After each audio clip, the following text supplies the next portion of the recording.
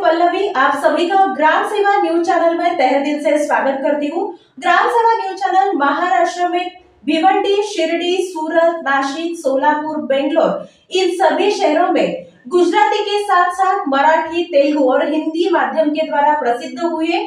आज ही ग्राम सेवा news channel को सबस्क्राइब करें, शेअर करें और लाईक। सोलापूर जिल्ह्यातील 1024 ग्रामपंचायतींना यावर्षी 15व्या वित्त आयोगातून विकास कामांसाठी साधारणपणे 160 कोटींचा निधी मिळणार आहे। त्या संदर्भातील माहिती जिल्हा परिषदेच्या ग्रामपंचायत विभागाने त्रुटींची पूर्तता करून शासनाला पाठवली आहे।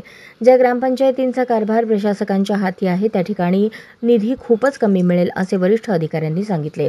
मागच्या वर्षी 15व्या वित्त आयोगातून ग्रामपंचायतींना मिळालेल्या निधीतील किती निधी सध्या शिल्लक आहे, त्या ग्रामपंचायतीतील सदस्य संख्या, गावची लोकसंख्या, वार्षिक पुस्तिका, लेखापरीक्षण, वार्षिक विकास आराखडा अशा बाबींची माहिती शासनाने नुकतीच मागवून घेतली आहे।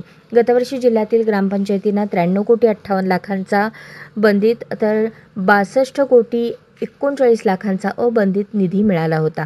यंदा त्यात काही कोटींनी वाढ होऊन 160 कोटींपर्यंतचा निधी मिळेल असे अधिकाऱ्यांनी सांगितले। आमचा गाव आमचा विकास या ब्रीद वाक्यानुसार गावाच्या सर्वांगीण विकासासाठी हा निधी असतो। सध्या सोलापूर जिल्ह्यातील 53 ग्रामपंचायतींचा कारभार प्रशासकांच्या हाती आहे।